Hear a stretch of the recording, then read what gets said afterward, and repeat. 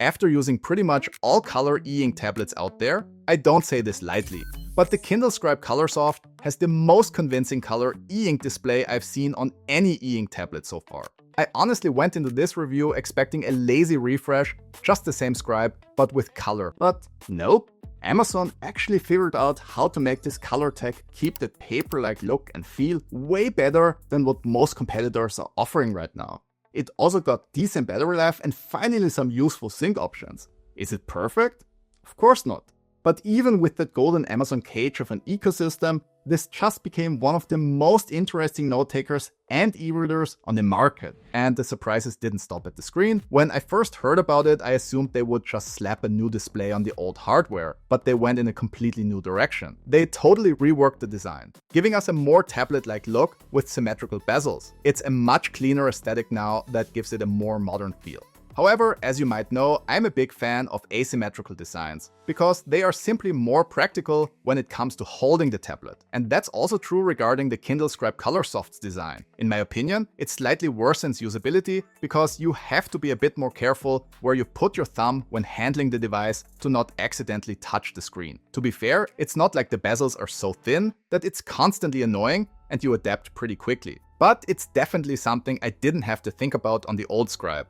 But that's not the only change to the design. The Scribe Colorsoft has a larger display, now measuring 11 inches instead of 10.3 inches. That results in a slightly taller device, but because of the missing grip, it's still narrower than the previous generation, so in the end, it doesn't make a huge difference in the hand. The added screen real estate is definitely a welcome upgrade though. They even managed to shave off a tiny bit in thickness, now measuring 5.4 millimeters down from 5.7 millimeters. Despite how thin it is, the Scribe Colorsoft still feels sturdy and has the same premium feel as the predecessor. What changed a lot more than the thickness is the weight. With just 390 grams, it's 10 grams lighter than in the official specs and over 40 grams lighter than the previous generation. Doesn't sound like much, but it's a huge difference that I immediately noticed. And that makes the Scribe Colorsoft one of the lightest color e-ink note-taking tablets in this size segment. Not that you're holding it the whole time, because for writing, you'll probably just put it down on a desk, especially since the Scribe Colorsoft has these 4 rubber feet on the back that help keep it from sliding around. But for reading, which is obviously still one of the Scribe Colorsoft's main jobs, every gram counts when you're holding it for longer stretches. The back and the sides are one single piece of metal, presumably aluminum, and now it has this matte finish. The power button moved to the same side as the magnetic pen attachment. And there's now a slight groove along the frame where the stylus sits because it's completely round now and doesn't have a flat side anymore. That groove plus the strong magnets makes the pen feel locked in. It's genuinely hard to shake it off by accident. And on the bottom, you've got the USB-C port for charging and for copying files to the device. The front is still flush, but that tiny gap between the frame and the display is a bit of a dust magnet, which is essentially the only thing I don't like about this design. The display still has that paper-like texture, and it feels very similar under your fingers compared to the older Scribes. But when you're writing with the pen, while the resistance feels about the same, it sounds noticeably less scratchy than before. I wouldn't call that better or worse, just different. It's a bit quieter as a result, and personally I like that, because it doesn't draw as much attention when you're in a room full of people. Compared to an iPad or the remarkable Paper Pro, the Scribe Colorsoft doesn't have that same tappy pen on glass feel. It comes across much more analog, and honestly, just more pleasant to use.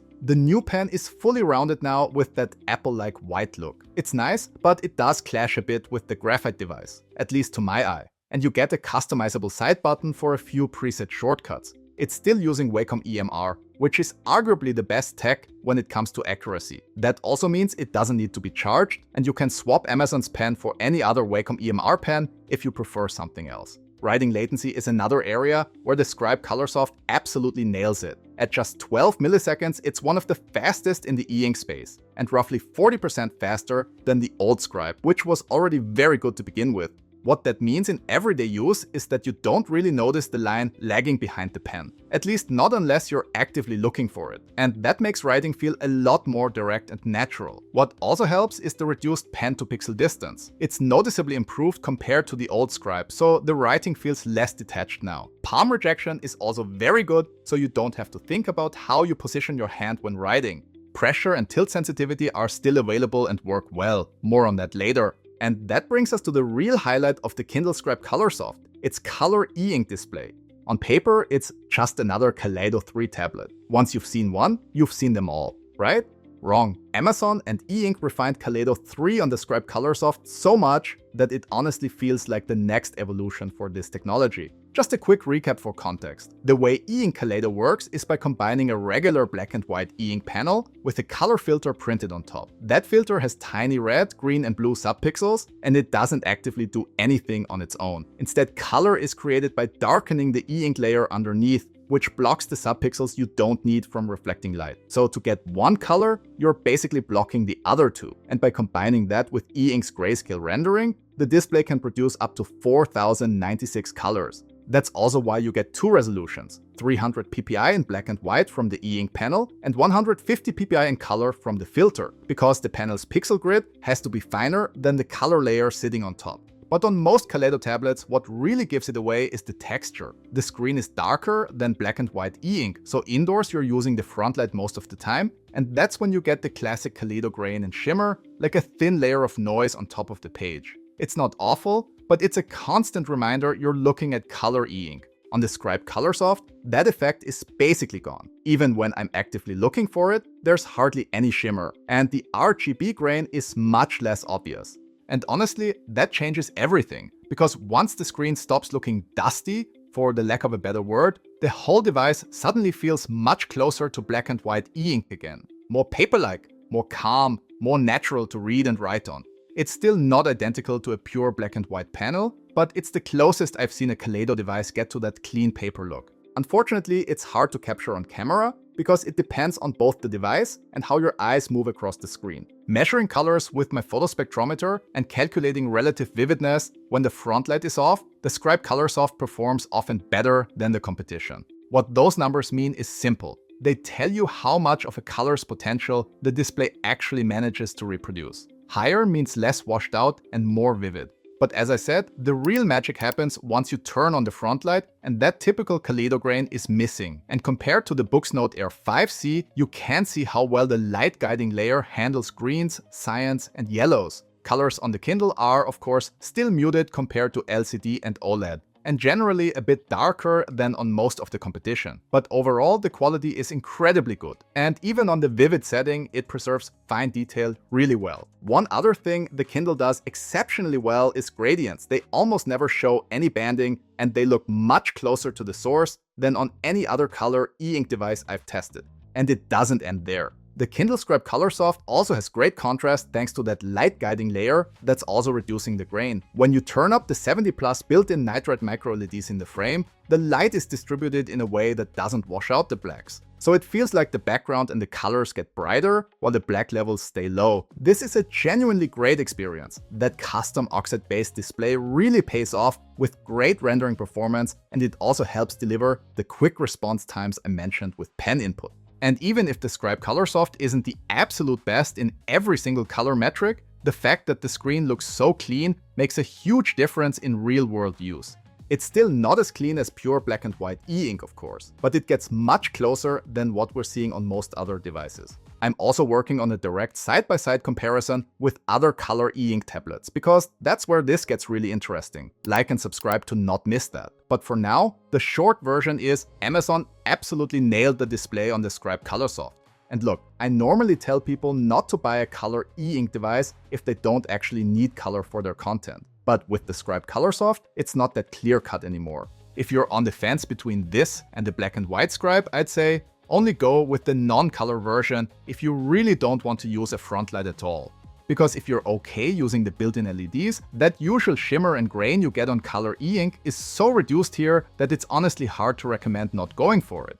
But where there's light, there are shadows. And two things aren't quite best in class here. First, with color content, ghosting is a bit more noticeable than on some recent books devices. Ghosting is when faint leftovers from the previous page stick around as a light afterimage. The BookNote Air 5C and Tab XC do slightly better here. The Scribe Colorsoft is still good, and with pure text, ghosting isn't really noticeable. It's just not the cleanest when it comes to color content. Second, there's a subtle brightness gradient across the Frontlight. Not a deal breaker, but the older Scribe was a bit more even. Here, it's closer to what most of the market looks like. With color content, that gradient is pretty much impossible to notice, because the colors kind of mask it. But when you're reading plain text or writing in notebooks, you might see it if you're sensitive to that sort of thing. The Frontlight is, of course, color temperature adjustable, from cold white to a more yellow tone, and anything in between. And with up to 110 nits of average maximum brightness, it's one of the brightest color e-ink tablets out there. You don't always need that much brightness, but it's really nice to have when you do. And because the shimmering is basically gone, the lower brightness settings look a lot better too. Even at around just 6 nits, which is really dim, you can mimic that paper-like black and white e-ink aesthetic much more convincingly now. If you didn't know the Frontlight was on, and you're not casting a shadow on the display, it's honestly hard to tell the difference between this and a pure black and white panel with a normal reading distance of 30 centimeters or 12 inches and more.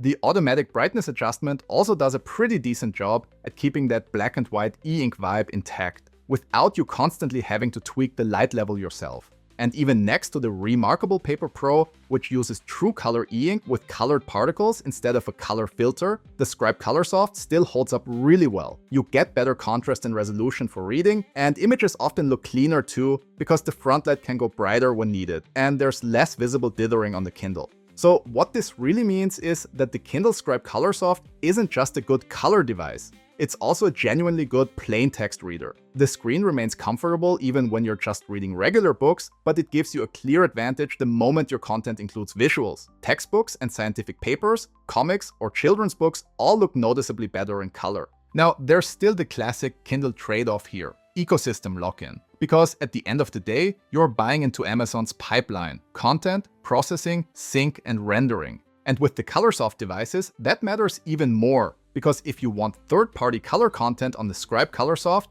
you need to send it through the Send to Kindle website or use one of the new sync options. If you just copy a color PDF over USB, it'll show up in black and white. Annoying? Yes. But it also explains part of why the color result looks so clean. Amazon controls the whole processing chain, and when one company controls the stack, you usually get better optimization. Whether that trade-off is worth it depends on your workflow and how comfortable you are sending your documents through Amazon's system. If you're already deep in the Kindle ecosystem, then it's not really a big change. If you're not, then ask yourself whether you'd actually be happy living in that golden Amazon cage. Having said that, Amazon did listen to feedback and opened up the Scribe quite a bit. You can now upload and import files from Google Drive and OneDrive, and you can upload your notes to OneNote as well. The whole process is pretty seamless, and it works with PDFs, EPUBs, and Word files, plus a few less important formats. You log in once, allow access, and you're good to go. Files land in a dedicated Kindle Scribe folder, and OneNote uploads show up either as images of the notebook page or automatically converted typed text in a Kindle Scribe notebook, each one as its own page. And if you want something from Google Drive or OneDrive, you can just browse your files right on the Scribe and hit import. These new options instantly make the Kindle Scribe Colorsoft a much more attractive package than what the previous generation offered at launch. And Amazon clearly knows that too, because the notebook section is now renamed to Workspace, which honestly is what it is now. Books in your library can also be moved to the Workspace later on, so you can organize your files on a specific subject in folders and read and annotate them as needed, without relying on the somewhat limited organization features in the library. This type of sync support feels so out of character for Amazon that it's honestly just refreshing to see them open things up a bit. What's not possible though is to decouple these third-party sync options from Amazon's own cloud sync. So once the device is on Wi-Fi, your notebooks and documents are still syncing through Amazon servers in the background. You can't use Google Drive, OneDrive, or OneNote as a cloud-only alternative to Amazon. One privacy footnote: based on what I can find publicly, it's still not 100% clear that Scribe notebooks are encrypted at rest in the Amazon cloud. There's an older Amazon staff forum post that suggested at rest wasn't covered. And Amazon's current wording on the US product page doesn't fully clarify it. On the German page, the phrasing can sound stronger, but it's honestly a bit ambiguous. So until Amazon clearly confirms the details, I personally wouldn't store truly sensitive information in Scribe notebooks for now. But to be fair, there aren't many e-ink devices I'd recommend for that in the first place. Note-taking itself is essentially the same as we've seen on the older Scribes, but color is the big new addition here. There are 10 color options across every pen type, plus the usual stroke thickness settings. And you also get pressure and tilt sensitivity, and just like before, the pencil is really well balanced, among the best in the space. That also makes the Scribe an interesting option for sketching, although without layers, it's still a bit handicapped in that area. That said, you do have the lasso tool, plus copy and paste, so you can move things around pretty easily. You can also use the select tool to change the color of any text or highlight. But I'd still really like to see layers, tags, and a landscape mode at one point. But you already do get automatic handwriting recognition in 20 languages for global search, which helps make up for the missing tag system. You do need to be online for it to index new handwriting, but once it's indexed, search works offline too. And importantly, this doesn't cost extra, unlike on the remarkable Paper Pro. Besides search, you also get a grid page overview that shows up to 9 thumbnails at once, so it can really help when you're trying to find a page quickly. And thanks to the 300 ppi resolution, the content in those thumbnails is easy to read too. Sometimes those page previews didn't load on my Scribe though, which was a bit annoying when it happened. You can also use folders and subfolders to organize your notes. There are 30 templates available and they're all well designed, but you still can't add custom templates. Exporting notes works through the third-party cloud services I mentioned or via email. And what's great is you can include a searchable PDF in those exports, so it's actually easy to integrate your notebooks into a workflow on your computer. A new addition is the Ask Notebooks AI feature, which isn't available yet in most of Europe. The idea is that you'll be able to ask AI questions about the contents of your notebooks and save the responses. Basically Amazon's light version of Google's Notebook LM, which can definitely be very useful. What I can already use are the AI summary and refinement functions. Reading features are obviously the defining part of any Kindle, and the Scribe Colorsoft is no exception. It's tightly integrated into the Kindle ecosystem, which means buying books from the Kindle store is super easy, but it also means it's more inconvenient to get your books from somewhere else. That's both a strength and a weakness. On the one hand, purchasing ebooks directly is effortless, and the Kindle Unlimited and Comixology integrations are genuinely great if you read a lot, or if you want access to a ton of comics without spending a fortune. But on the other hand, that golden cage ecosystem also makes it harder to leave if you ever want to down the line. Another downside is the somewhat cluttered home screen, which always shows shop recommendations that you can't remove. But Amazon did improve it in a few ways. You now get quick notes you can create instantly and later move into a notebook, plus a better recently viewed list for your content. The library still has the same filtering and sorting options, and reading is basically the same as on other Kindles. You can tweak text styling in a few ways and save your preferences as themes. There's a dark mode, but just like on the smaller Kindle Colorsoft, it's not system-wide at the moment. It only inverts colors inside the book, which can be a bit annoying if you're navigating the UI at night. But Amazon says it plans to roll out a system-wide dark mode in 2026. Selected ebooks also support the Assistive Reader, which is a text-to-speech option that reads the book out loud through Bluetooth headphones or speakers. Where the Scribe Colorsoft really shines at this point is book annotation, and you've got a few different options. First, you can write directly on the page, which creates a dedicated note box with the book text flowing around it. The downside is that you can't really mark up the page itself in the traditional way, but the upside is that you're not limited by tiny margins or white space. Second, you can add notes in the sidebar, basically a digital version of writing in the margins. The note stays anchored to the relevant part of the text, and it's really useful if you don't want to clutter the page. Sticky notes are still here too. Amazon got a lot of flack for these because originally it felt like they were just a workaround, a pin you drop on a page to attach a handwritten note instead of having handwriting integrate more naturally. But it's still a useful option if you want to add something without filling the page with annotations. And last but not least, you can still add typed notes using the on-screen QWERTY keyboard, just like on older Kindles. Or if you want to go full circle, you can add a typed note using the new handwriting input option that is also available everywhere else in the system. Sticky notes and now bookmarks too can be color-coded, which adds a whole new layer for organizing and filtering your notes inside books. Overall, this is an incredibly useful annotation system with a lot of flexibility. On top of that, you still get the usual Kindle helpers, the dictionary, Wikipedia lookup, and built-in translation. One odd omission though, unlike most other Kindles, the Scribe models still don't have a dedicated kids mode, so if you're planning to hand this to your kids, that's something to keep in mind. PDFs can be annotated directly on the page. You just start writing on the PDF and that's it. There aren't any special viewing modes like you'll find on some of the competition, but you can switch to landscape mode and adjust margins and contrast. And despite the limited options, navigating PDFs works surprisingly well now. Pinch to zoom is pretty reliable and accurate, and panning around the zoomed view is smooth and fast enough to actually be useful. Exporting PDFs works through the same sync options as notebooks and books, so you can send them via email or push them to Google or Microsoft Cloud Storage as well. And the annotations you make are embedded directly into the PDF. So what you receive looks exactly like what you did on the device. And Amazon even keeps the colors consistent with what you see on the Colorsoft, which is a nice touch. The one downside here is again that you have to get the PDFs onto the device via Send to Kindle or by syncing through Google or Microsoft. If you just copy PDFs over USB, you don't get the annotation features. But even with that limitation, I'd argue reading and annotating PDFs on the Scribe Colorsoft is a pretty good experience now. It's not groundbreaking and other devices still offer more refined tools, but it's genuinely useful and it finally feels like something you can rely on for serious work. Audible is of course built in and listening over Bluetooth headphones or speakers works flawlessly, but audiobook support is still limited to Audible. So unlike ebooks, you can't sideload audiobooks from other sources at all. And for some reason, Amazon still hasn't brought immersive reading to Kindle hardware, the feature that lets you listen to the Audible audiobook while reading along in the Kindle ebook. That's still limited to the Kindle app, which feels a bit strange for a company selling dedicated devices for exactly this kind of use. But WhisperSync for voice is still here, which lets you switch between the ebook and the audiobook on supported titles as long as you own both. Which brings us to battery life, and that's solid too. Just reading a plain text ebook with the Frontlight set to 6 nits, which I found to be a good setting to emulate that black and white look and feel in a regularly lit room, I'm getting around 37 hours on a charge, which is very good. If you bump the Frontlight up to a more typical 40 nits, which is what I usually recommend on Kaleido 3 to improve readability, battery life drops to about 17 hours per charge, which is still okay.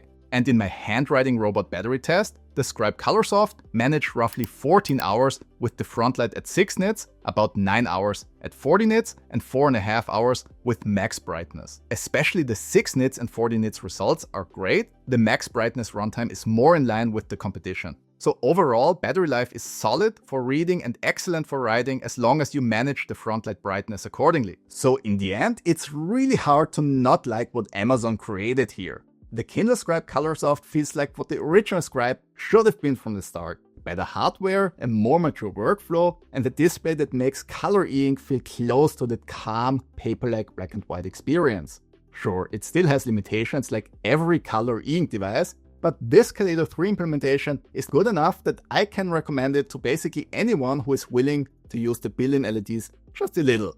Because what I consider one of the biggest compromises with this tech, shimmering and grain, barely matters anymore. And with the improved sync options through Google and Microsoft, it also becomes a genuinely useful note taker. And look, Amazon gets a lot of hate, and if we're being honest, some of it is fair. Their DRM-heavy ecosystem can be generally frustrating, but ironically, that's also part of what makes this device interesting. But of course, it's not perfect. If the ecosystem restrictions bother you, they will still bother you here. And note-taking features are still missing more advanced functions like tags or layers, which I'd like to see in the future at one point. But thanks to a well-functioning search function and decent folder management, it's actually pretty manageable nonetheless.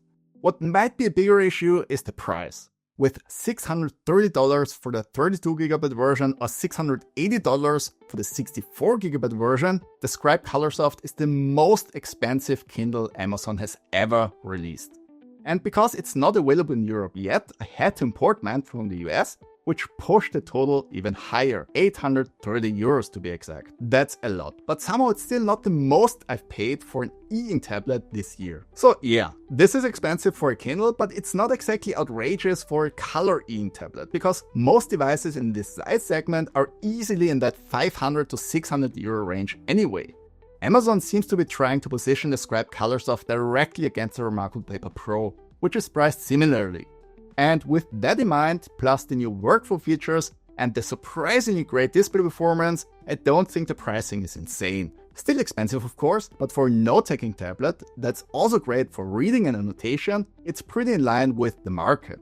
I'm pretty sure it will give books and Remarkable at least a few headaches, even without matching the versatility or the single-minded focus. But either way, this is the best Kindle I've used so far, and I've used every single one. Like and subscribe if you found this review helpful, and to not miss my upcoming comparisons with the Remarkable Paper Pro and the Books Note Air 5C. Thanks for spending your time watching, and I'll see you in the next one.